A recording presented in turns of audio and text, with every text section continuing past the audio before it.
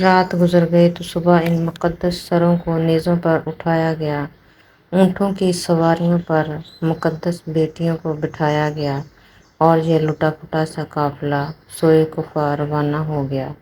ظالم یزیدی اس قافلے کو لے کر کوفہ کی طرف روانہ ہو گئے۔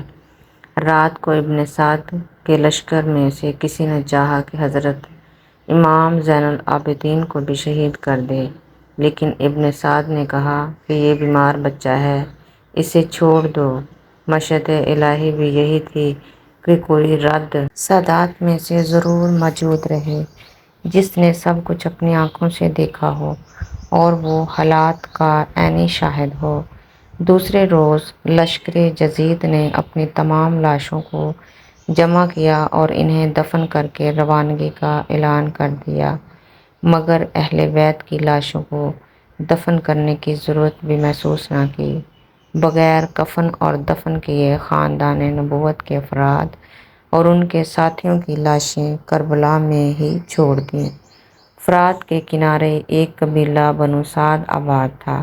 جب انہیں پتہ چلا کہ یزیدی لوگ اہل بیت اطہار کی لاشوں کو کھلے آسمان تلے چھوڑ کر چلے گئے ہیں تو وہ فوراً وہاں پہنچے اور شہداء کے مبارک جسموں کو کفن دے کر دفنا دیا۔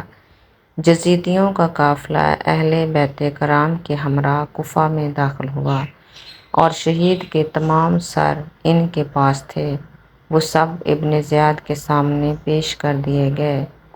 سید الشہداء حضرت امام حسین کا مبارک سر خولی کے پاس تھا، وہ کسی وجہ سے بروقت دربار نہ پہنچ سکا اور سر مبارک کو اپنے گھر لے گیا۔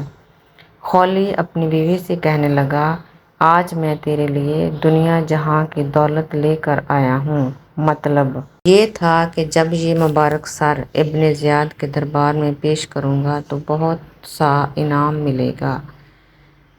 سنگ دل خولی لمبی تان کر سو گیا، مگر اس کی بیوی سر مبارک کے سامنے بیٹھ گئی اور ساری رات رو رو کر گزار دی۔ خولی کی بیوی نے دیکھا کہ آسمان سے زمین تک نور ہی نور پھیلا ہے اور سر مبارک کے گرد عجیب شکل کے نورانی پیکر طواف کر رہے ہیں۔ کچھ نہیں کہا جا سکتا کہ وہ مخلوق کون تھی۔ وہ ساری رات یہ نظارہ دیکھتی رہی۔ صبح اٹھتے ہی بدبخت خولی اٹھا اور امام پاک کا مبارک سر ابن زیاد کے پاس لے گیا۔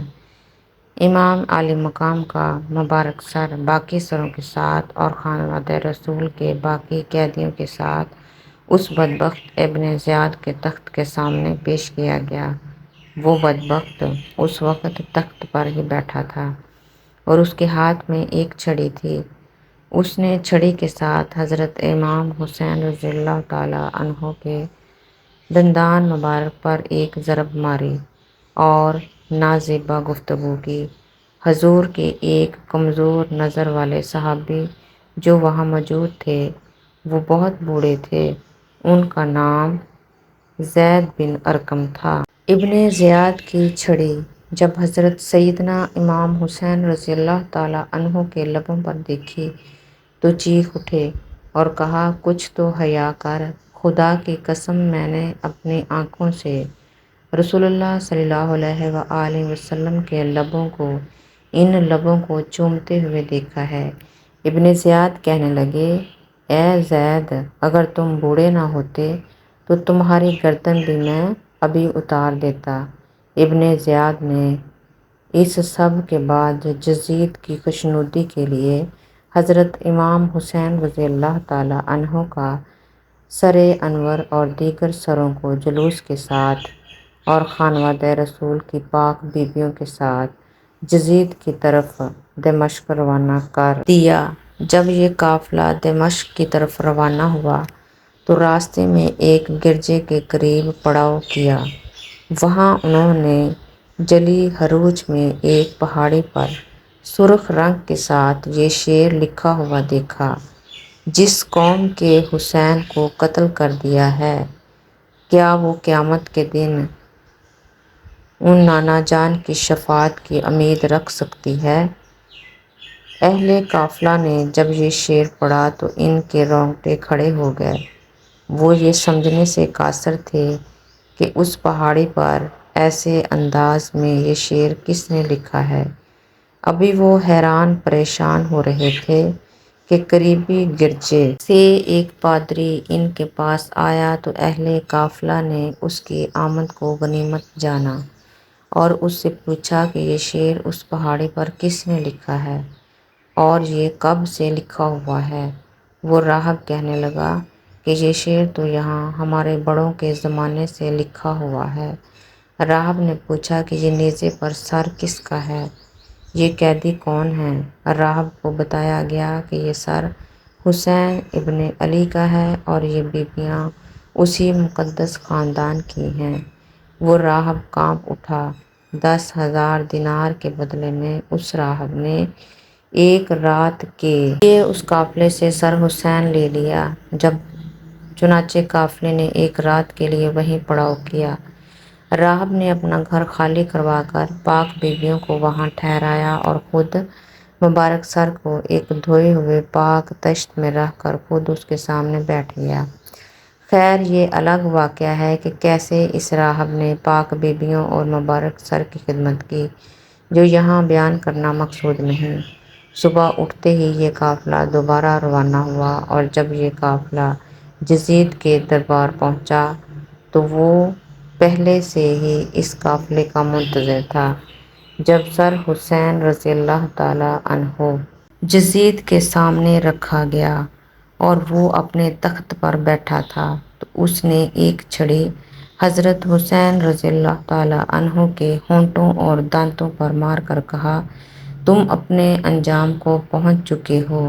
یزید نے جب نواسۂ رسول صلی اللہ علیہ وآلہ وسلم کے سر مبارک کی توہین کی تو وہاں موجود حاضرین نے اعتراض کیا، جس میں قابل ذکر یحییٰ بن حکم اور صحابی رسول حضرت ابو برزہ اسلمی تھے، جن کو یزید نے اپنے محل سے نکال دیا۔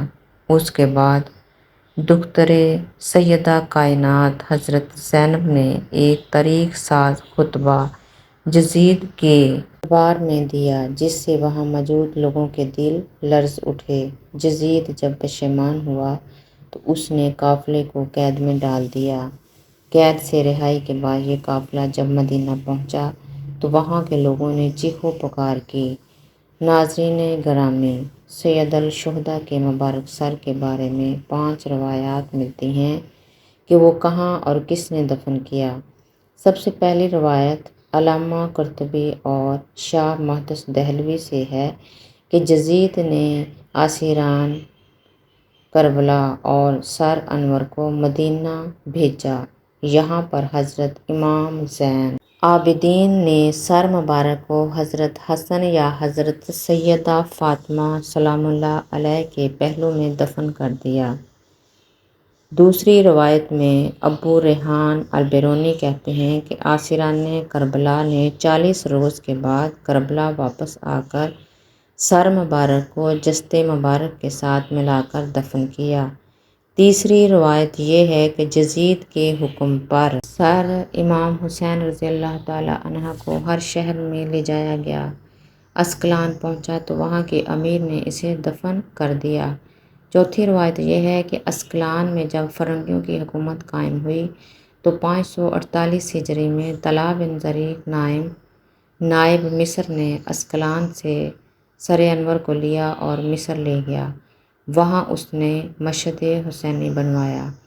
اس کے متعلق علامہ ابن حجر حتیمی مکی روایت فرماتے ہیں کہ سلیمان بن عبد الملک نے حضور صلی اللہ علیہ وآلہ وسلم کو خواب میں دیکھا کہ آپ اس کے ساتھ ملاطفت فرما رہے ہیں اور اس کو بشارت دے رہے ہیں کہ صبح اس نے حضرت امام حسن بصری رضی اللہ تعالیٰ عنہ سے اس کی تعبیر پوچھی۔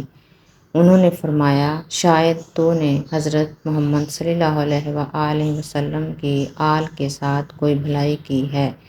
اس نے کہا، ہاں مجھے ایک بات یاد ہے، میں نے نواسۂ رسول حضرت حسین رضی اللہ تعالیٰ عنہ کے سر مبارک کو خزانہ یزید میں رکھا تو میں نے ان کو 5 کپڑوں کا کفن پہنایا اور میں نے اپنے ساتھیوں کے ساتھ ان پر نماز جنازہ پڑھی اور انہیں قبر میں دفن کر دیا۔ سلیمان بن عبد الملک کے بعد اس کے جانشین عمر بن عبد العزیز نے سر مبارک کو نکالا اور کربلا جا کر خود جسد مبارک کے ساتھ دفن کر دیا۔ ایک روایت یہ ہے کہ جب منصور ابن جمہور نے شام کو فتح کیا تو شہر میں داخل ہونے کے بعد وہ یزید کے خزانے والے کمرے میں گیا۔ وہاں پر اسے سرخ رنگ کی ایک ٹوکری ملی۔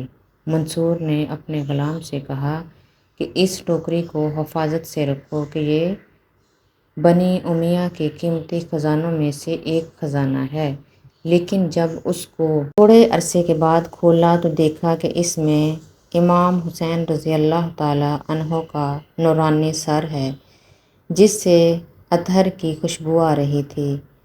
اس نے اپنے غلام کو حکم دیا کہ ایک کپڑا لائے۔ اس نے سر کو اس کپڑے سے ڈھانپ دیا اور پھر کفن کرنے کے بعد اس سر کو دمشق میں باب فرادیس کے پاس دفن کر دیا۔